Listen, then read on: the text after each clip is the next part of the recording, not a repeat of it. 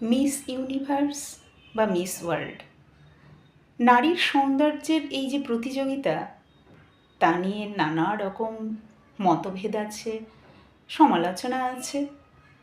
কিন্তু পরশুরাম রাজশেখর বসু এই সৌন্দর্য প্রতিযোগিতা নিয়েই অনেকদিন আগেই একটি গল্প লিখে গেছেন একদম অন্যভাবে।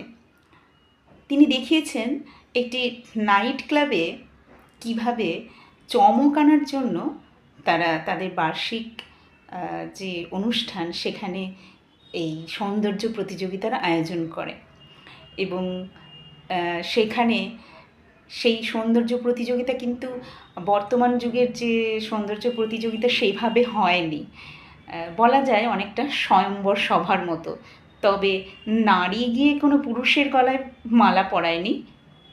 একজন বিচারকের আসনে যাকে নিযুক্ত করা হয়েছিল তিনি গিয়ে সুন্দরীকে মানে